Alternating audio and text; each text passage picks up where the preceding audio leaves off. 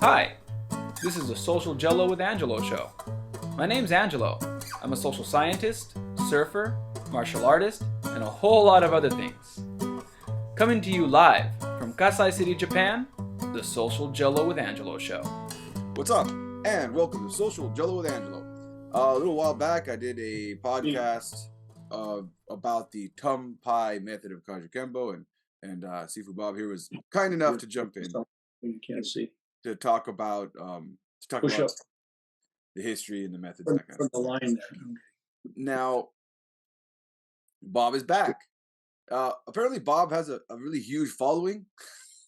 He's famous. I didn't know that. I interviewed the first time. I mostly just wanted to get the information I needed, and I did get a slew of messages, and it's got a really positive ohana. They were all like had great things to say, and they loved him so much they demanded. I'm not gonna say demanded, but they requested. A lot of people requested that I please have Bob back on, and specifically one person had a question. Um, this is coming from another Bob, which made things confusing because I was like, why is Bob why is Bob asking me about halfway through the conversation? Oh wait, that Bob, not Bob Heuer, Bob Melander. Hello, sir. My name is Bob Melander. I'm a 7th degree black belt under GM Bob Heuer, and I have a Tum Pai school here in Apex, NC, North Carolina. I guess I'm really bad at that stuff, and I really enjoyed the podcast. The early history of Tum Pai is something that many students of Tum Pai are unaware of. So what was missing from the podcast was the one that we did last time. Is how has the current definition of Tum Pai evolved into its current state? So we're going to start with a Q&A, and then we're going to also go into Bob's martial arts journey after I just throw this question out real quick to Bob. So how does that work? How is the current definition of Tum Pai the same or different? How has it changed? Well, the last time we talked, I basically talked about the history up to about 84, 85. And, what's happened between then and now, how did we evolve what directions did it go to? Remember the four unique qualities that Sijo Imperato said we needed to be considered a branch was incorporating Tai Chi into our curriculum, revising the tricks and forms, um, herbal medicine, and then outdoor training. That was the additions or the changes that he wanted to see to his Kajukenbo, before he'd certify it. So really, and by 85, my teacher had turned his school over to me in 1979. And for 3 years, I was the only school in our group. And that's when we did the work on looking at the forms and the tricks and seeing if we saw things that we needed to revise. Kind of to get the format of the revision was the whole piece is what would work for a smaller guy. What do you do if you've got the size mismatches against you? Which is kind of, in a technical sense, where soft style comes from. I was 160 pounds at the time, and some of my training mates were 260, 240, big guys, and other guys who lifted weights. So it was a bit of an eye opening when we, so I think they understood. I understood hard style, and their thing was trading punches with them wasn't a very good idea. I didn't win those things. And I told you, my teachers, what I'd call his evolution was putting push hands and chi sao into a moving format, what he called soft sparring. And the idea was trying to learn how to react. Instead of reacting by opposing something, you reacted by moving out of the line of fire, which I think is a fundamental defensive position. It works in warfare. If somebody shoots at you, get out of the line of fire. So even if you're a heavyweight or super heavyweight, still getting out of the line of fire is a very logical path. And it makes a lot of sense when you're, against bigger guys. So, we didn't really do tons of work on the tricks. because most of the time we didn't need to. I remember talking to Sijo Imperato about we do the punch counter, the first punch counter that everybody in Kajukenbo does, the inward block with a strike and kick into the groin, falling with a punch. And I go, we used to do it by leaning back as we kicked, and he goes, no, the head movement, like a boxer would. Wow, that opens up a whole different way.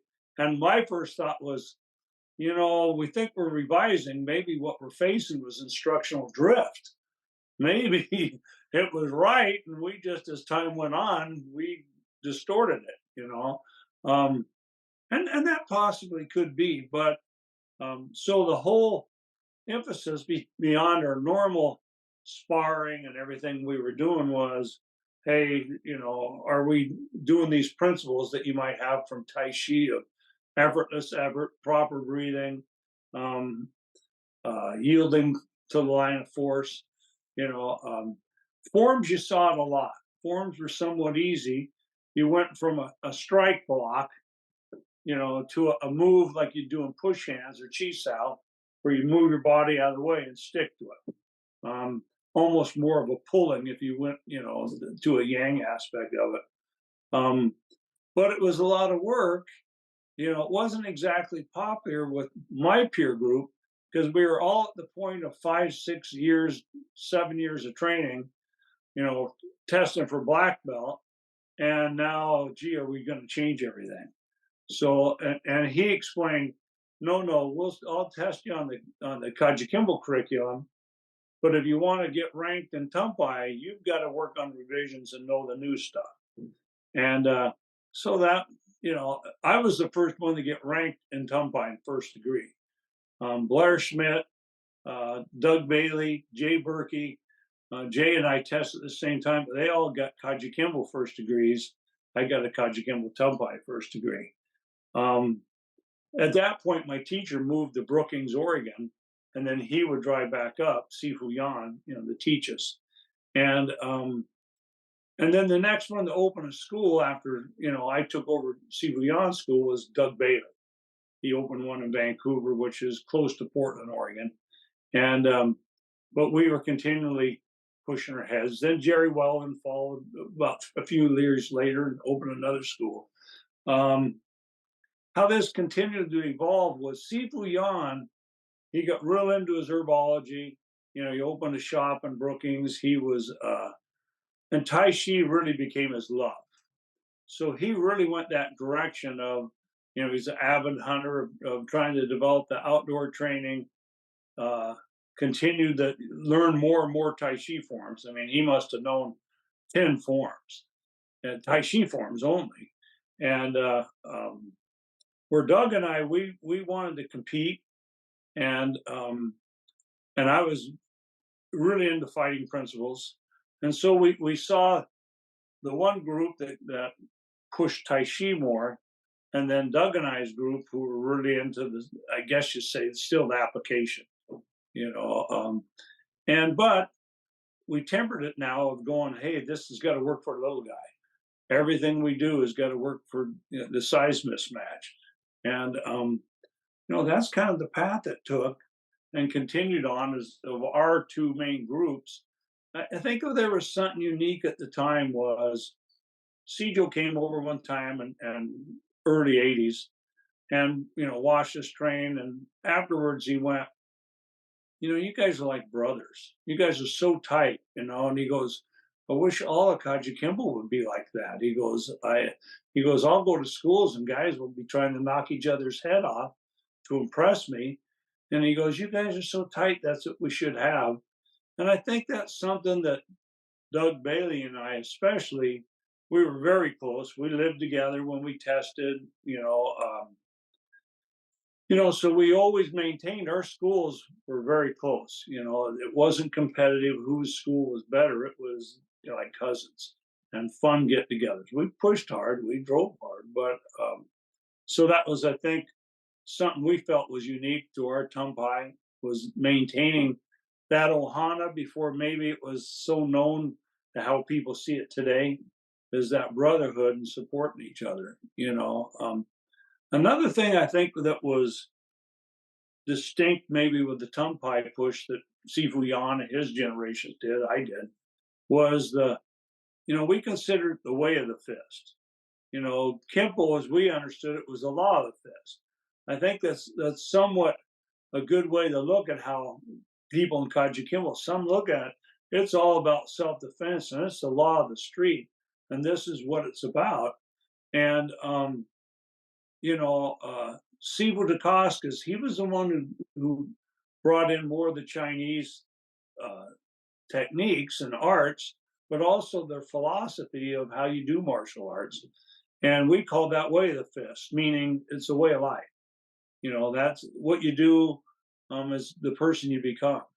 So I don't know if it was the emphasis is so much on defeating the opponent on the street is increase your skill, perfect yourself, have it be positive. I mean, the word's your way of life, how you look at it as a whole person. The other thing I think is unique was as your age group, as our group aged, we saw instead of that group of 20-year-olds that were training like Navy SEALs, so to speak, we saw some of our group just really embrace the Tai Chi more than, say, doing their forms. And they still like to spar, they still like to rumble, but, age thing became a factor to where, yeah, they could see, hey, this is maybe how we should do this, So, and we had technical principles that we, felt made us unique, but philosophically, that's I think where it went. And you start to recognize different body types and different ranges of combat create different needs. In my opinion, you can almost watch Kajukenbo go from this 5 so-called methods and founders, and then start to condense back like humans do to what they do best. Maybe it was tournament fighting, or maybe it was self-defense street techniques, and maybe they didn't like to kick as much. So does it come back to the Kempo format? Sifu Dacoscus, he was not a lightweight and piece, but by physically he was a smaller guy. His stuff was fast. He emphasized the fast, putting the leg into the hands. He'd say, hey, Kempo has great hands. We inherited that, but you got to add a leg into it, and we tried to continue with that process. I don't know if my piece went from, you go from trying to be fast. I was 6'2", now I had speed. And then as time went on, I got stronger, and now, hey, power is kind of a cool thing to start focusing in on it, so you kind of grab what fits your range. But with Imperado's method, and our piece was that, okay, we're going to focus now. Kajukenbo is what you might have looked at that point. Original style was kind of a mid-range art, Then, of course, we see the transition. Hey, you need mat work, you need grappling too, and but also that inside range. How to operate really tight. We had one drill that I think was unique. We called it the pit, and we had these wrestling mats, and we put 2 of them in a corner, and they were, stacked up 2 feet high, and then you dump everybody in that small area, no gear, and go. And you found you may go down, but you don't want to be down in that close thing. You're getting stomped on, kneeled on, and you can't hit back. And it was almost at times we turned the lights out. And I found the transition from all this Chi Sao, Wing Chun, push hands, training to go once the lights are out and you can't see, you're not shielding like you might in boxing. You're attaching. You want to feel what's going on. And I went, oh, this is the range now that with all these drills we've been doing. And and using the leg at the same time, so it wasn't high attack, low attack. It was three-dimensional attacks like Sifu Ao could do so well, and but also moving body weights, and being able to deal with bigger guys in that close confined area. Um, that's technically those are the drills we started doing more and more. You know, it's fun, and I liked it. It wasn't my natural was to stay outside, had a good sidekick, and keep them at range and move. But all somebody had to say is, "Well, you're not very good at it." Okay, that put me to work. Off I went. So and Doug and he was. I've heard this say with other peers before. He was like the yang, and I was like the yin. And I think over time we changed. I used to say, "You've got no tact," and he goes, "You overthink stuff."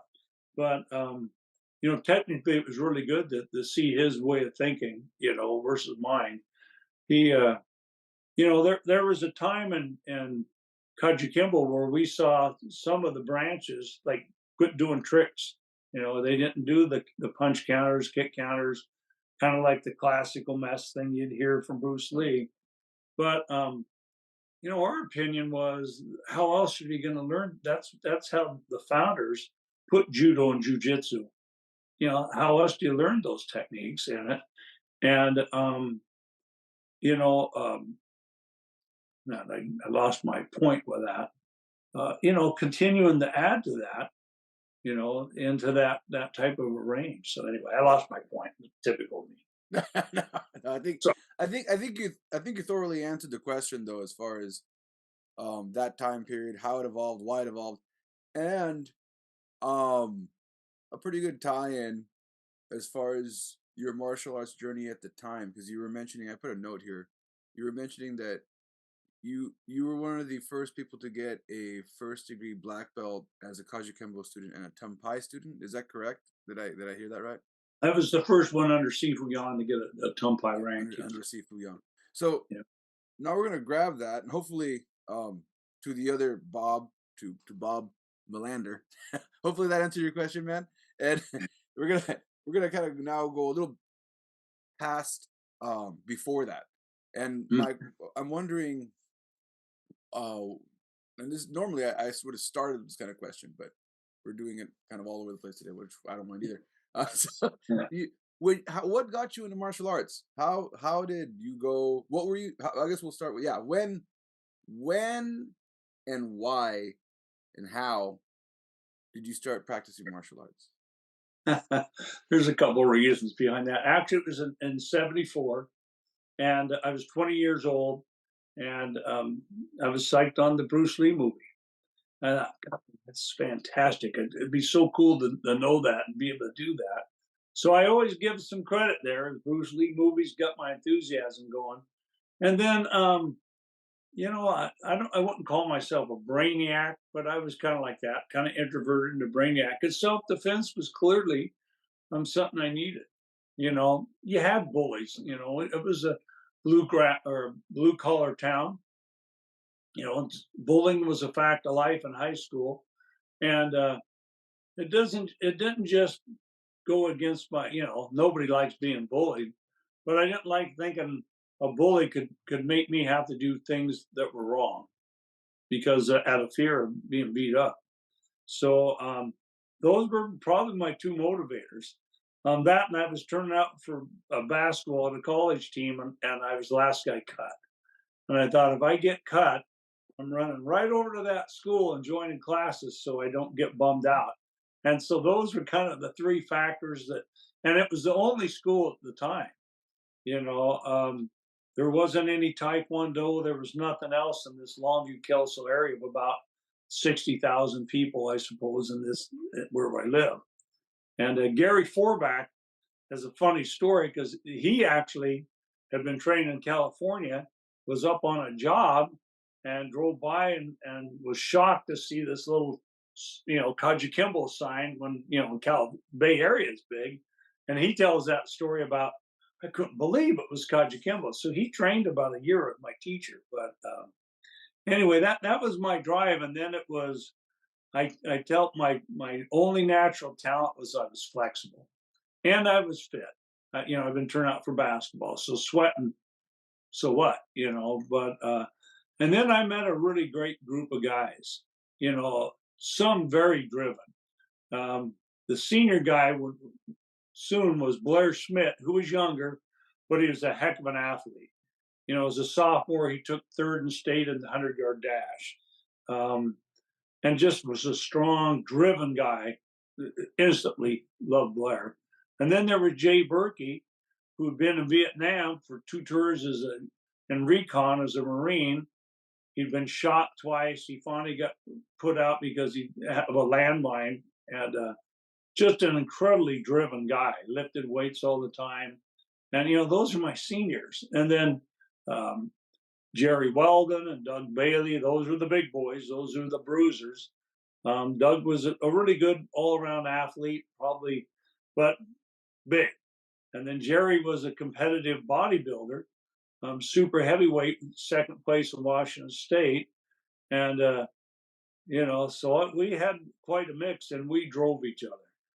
And Sifu Yan had been in the military and he kind of knew how to organize our group. And we, you know, we worked out, got into advanced class, and you went up to his property every morning on Saturday at 7. And you had another advanced class on Monday nights at 7, 2 hours. And then you had to, you know, help teach a class twice a week. Plus you had to make your other classes. So it was prohibitive to most people, other than kind of single guys who were either going to college or, you know, you didn't have, you know, a lot of girlfriend demands at the time. And it was just what we did. That was our hobby. And we lived and breathed it and trained hard, you know, had a great time in my life, you know. So, but in those days, like my teacher, he didn't teach kids. No, you can't. How do you teach kids not serious? So we didn't teach kids. Um, we didn't do tournament sparring in the school. You know, we sparred, but he never let us set up a ring. Um, uh, and you know, I was training when they invented safety gear. You know, and realizing their thought was, well, this is to protect your hand, and we're going, no, you know, thinking that you could move your head out of the way till you put gear on and you got hit in the face. You went, you know, and without my teachers knowing it, then we started putting on boxing gloves and, you know, kind of, but he was a pretty strict teacher about trying to keep your egos in check. Um, and the change is when he left, you know, we sparred in T stances back in those days. And because we kicked legs. I mean, he was a tremendous leg kicker. He believed, hey, everything's kick groins, kick legs, pulled hair, no rules in a fight. In fact, our Kelsa school had vine maple sticks and staffs all around in case anybody ever challenged our school. You know, we do multiple attacks and tests, and one of the guys grabbed the stick and used that. And he goes, and we're thinking, can you do that? He goes, there's no rules. And so anyway, and we had great peers coming in. You know, Rich Minetti, my teacher's teacher, Joe Clark, Fred King. And Fred King kind of became my advisor, uncle at a point, because you couldn't go to school and spar till you're a black belt. And once I got my black belt, Doug and I raced down there because one of Fred's best friends was Dan Anderson. At the time, Dan was the #1 lightweight sparrer in the country and competitor, and Fred was rated as a light heavyweight, was #1 in the Northwest. And boy, you went down there and eye opening, you know, eye opening to go from your small pond to a bigger pond, and you know, my reflexes, I was blown out of the water and loved it. Couldn't wait to go back, you know. But that's and then at the same time, my teacher had you know, a very direct approach he wanted for reality and becoming a true martial artist. And he'd say it, nobody's going to be a fighter in this school. You're a martial artist, and they'll always be better because you'll still have the fighting part. I believed in that, and I knew something would tell me he's short time. I'll have a short time, and he may be gone. So I tried to hit every class he possibly had, and it was true. Then he moved to Brookings, and I didn't have him. And yeah, I would have liked to have trained with Fred King and do way more tournament stuff because I had that sports thing in me. But I love the fact that my teacher, his art, he went from the application. I think his beauty was he had the Kajukenbo application. Then he did Tai Chi, so he could see the difference between some move way out here versus a push that was on center line and using body mechanics. So and that clicked with us, that moving out of the way and coming in. And we do this drill called soft sparring, and I'd get killed by all my senior guys. And I'd go to him and I'd watch him, and these guys would fall all over the place. They couldn't touch him. And he was 160 and they're 260. Yeah, they couldn't touch him. And that fascinated me. And I'd go, well, this one's grabbing, this one's shoving, and this one's hitting. He goes, watch how I deal with it. And he goes, they'll make you beat better against a guy who grabs or pushes, you know.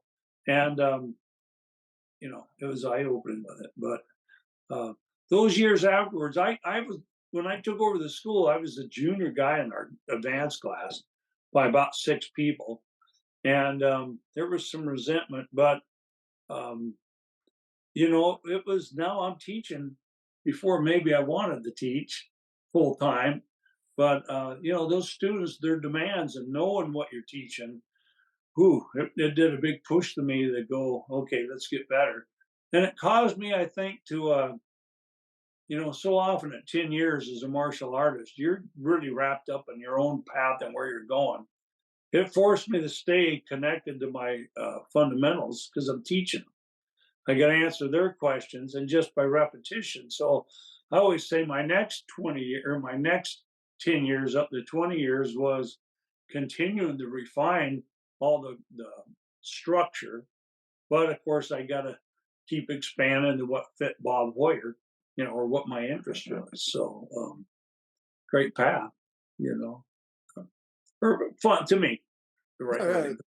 And then, so you were saying, and then at this point, now we've connected back from the earlier part of the story where you got your black belt. So Mhm. we kind of went full circle there in your Yeah. journey. Another thing you mentioned was, and we're almost finished wrapping up, but I think one thing that I like to talk to my guests about when we're talking about their journey is that transition from training, and like you said, you're focused on what you want to do, and if you continue to do this long enough, you'll end up becoming an instructor. You're going to end up teaching. Um, a lot of people talk about how it's always kind of there in Kajukenbo. Like you'll be teaching from day one because of the way the rank system works. Like Mhm. once you get your yellow belt, you're helping out white belts. Once you get your orange belt, now you're helping out yellow belts and white belts. As you go through the ranks, you're Yeah. consistently teaching the ranks under you. But I think I'm not gonna go as far as say it's unique to Kajukenbo because I'm sure the martial arts have this as well. But I can readily say that in Kajukenbo, how do I put this? Some schools, so I hate making generalized statements. Some schools, they're a little more protective of letting someone teach. They feel that they, for whatever reason, whether it be logistically or sometimes I think it's flat out just ego, like the teacher doesn't want to have a competitive teacher in the room. I'm not Mhm. talking about Kajukenbo here. I'm talking about other arts. I'm being very Yeah. specific here. I'm talking about other arts. I've seen this in other arts. Mhm. Um, and they'll do stuff like you have to be a part of the teacher certificate program to teach, and they have more like a pyramid. I don't want to call it a scheme, but they have like a pyramid Mhm. structure to their teaching, where they're looking more at. It's almost like they're stopping people from teaching, like they're not allowing people to teach, and they're very very. They're only allowing certain people to teach, and as a person becomes a teacher, once they get certified as a teacher, then they're very they have like a path they expect them to go on, and I'm trying not to mention the name of the place. It's a place Yeah. I train at because I don't just train Kajukenbo, I cross train. Uh-huh. I train at this place, and it's very business structured. So Mhm. once you around brown belt or so, if you get this teacher certificate from them, then they expect you to open a school, and they kind of take over everything. So it's like a business oriented school. And Yeah. why am I mentioning this? Because I've seen this, and I don't want to use the word. I used to use the word McDojo, but I realized that the word McDojo doesn't really mean that. A McDojo, I think, has a different definition. It's more of a I'll call it a franchise. It's more like a franchise martial arts school. While Yeah. in Kajukenbo, because it's coming from Hawaii, be more of a in the garage, backyard, at home, Ohana Mhm. kind of feel. It doesn't have that as much. I am gonna get to my question. I'm getting there. It's coming. So, so then my question is how was that transition for you from being a student and realize you are now a teacher? Mhm. How did you Well, how did you handle that transition? Like you were saying, you kind of mentioned a little earlier. You said that in I had in the stuff I wanted to do, but in our group under my teacher, you trained 4 years before you could test for black, and that was a student black test. If the next was for 1 year, you had to teach and not miss one class to get a first degree, which is the teacher certificate. That was supposed to wean out those who just wanted to train on their own versus those who may teach it someday. And I ran my teacher school. It's a commercial school. Doug had a commercial school. We've had a number of them. Um, you know, but back then, when you got a first degree in Kajukenbo, you were free to train with whoever you wanted. You had your teacher's blessing. Hey, go out. It's like some of the, you hear some of the controversy now. Well, this guy is after my students. Gee, if one of my first degrees wanted to train with somebody else, that's kind of the heart of Kajukenbo, is that's how we evolved by picking up what others do. And I'd say great. Now, if he decided, hey, I want to be under this guy, I'll call him my main teacher. We're Americans. You're free to do what you want to do. So, if suddenly he's getting ranked by this guy, make yourself happy. You're only loyal to me because you choose to be and you want to be. I just I can kind of slant to. I had another experience. I became a police officer at 38. That changed two things in my Kajukenbo. First of all, they're teaching you have to expect everybody to be armed. You cannot assume they're not. So that changes your focus on self-defense when you think this guy's got a gun under his coat. Um, yeah, you get real. So real maybe not be empty-handed, but it certainly is what builds this piece.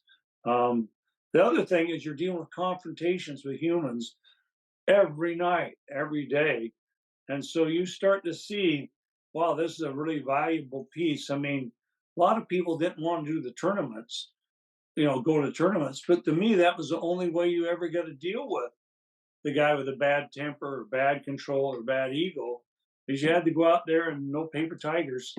You had to do it. So, and some of us relish that, and our art has grown. In that time we have so many teachers. There's two other grand masters in Tum Pai, Jerry Weldon and Scott Dinger. We've got a number of professors, and I think we said it. Where would somebody go if they want to do Tum Pai? Go on the web. You can find everything. It's on web. It's on Facebook. It's on YouTube. We got the tumpai.com, Kajukenbo. So if somebody wants to find it, and there's schools, and there's from garage schools to commercial schools, the teachers. So there's lots of guys. Now I might have rambled around your question, yeah. but I wanted to make sure I got that in it. So So but yeah, so I guess I'll make my question easier because it wasn't easy. It was a long rant into the question. It's just hard to answer. So, so how did you feel when you did become a teacher, like an official instructor, and now you have to teach? And you, like I said earlier, you mentioned it a little bit. You said I wanted to focus on my stuff, but I also had to teach. And I'm just wondering how did you handle that transition, going from I, I had modeling to teaching? my two real good other influences. One was Fred King. And he says, whatever you do once you get your black belt, teach. He goes, because then it gives you the discipline to keep showing up to the gym, to the school.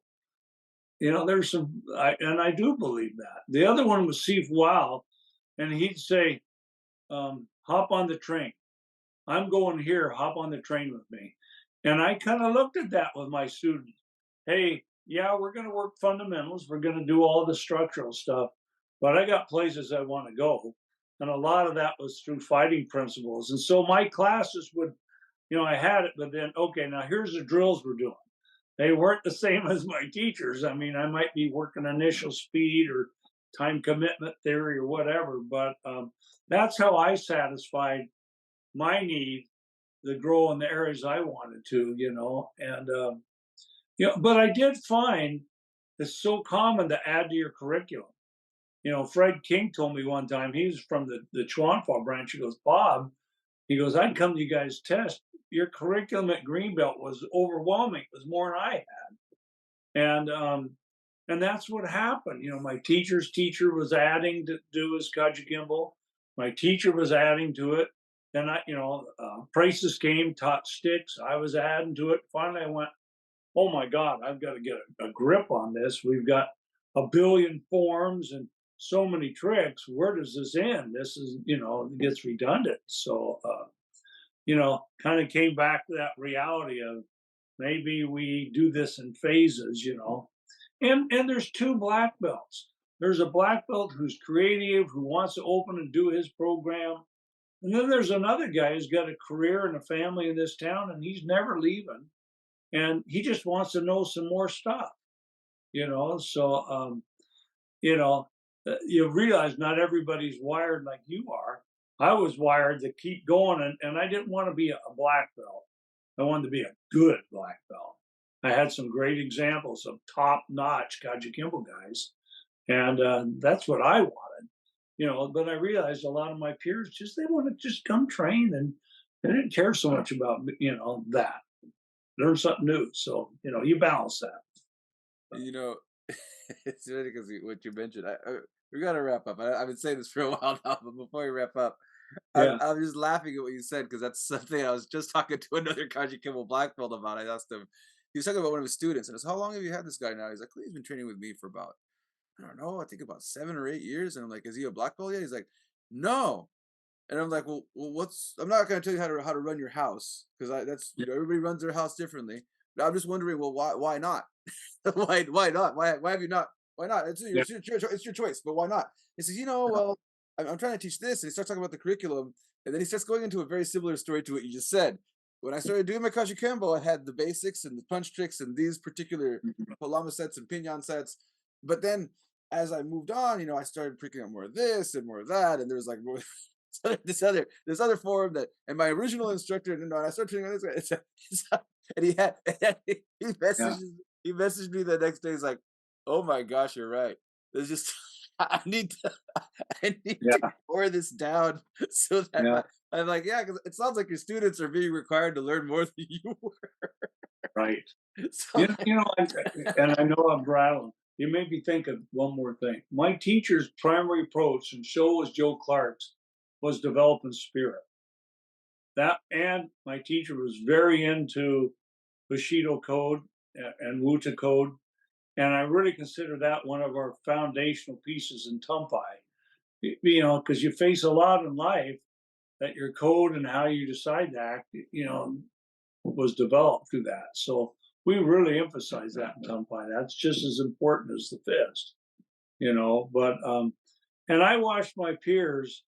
You always have those are the animals in the class, and they're really good at the fighters. But he didn't care. You were graded first and foremost by spirit, and he'd point to the clover and go, "That's the top." And so I used to say I wasn't very good at sparring, wasn't but I always like to think that I'd be the last guy to give up on my horse stance or do push-ups to the failure. And we push that philosophy as, hey, spirit's your ultimate goal as a trainer. So much stuff rattling. I gotta say this. So Terry. Well, Bob, we went. I told you I try to keep it to 20 minutes. I'm sorry that we hit. I rattle. I know. But I always enjoy our conversations. To all of my listeners, thanks for reaching out. I said it last time, and I'll say it again. If you have questions, I will find answers. So you send over your questions. It just so happened that Bob was a lot more famous than I thought he was, and I ended up with more questions than I anticipated. But I don't mind. I'm happy to oblige as long as that doesn't bother Bob too much to come out again. So yeah, if you have any questions, I enjoy it. Thank you. send them over, and I'm more than happy to run them by whoever, in this case Bob, whoever you'd like me to run them by. All right, Bob. Thanks again, brother.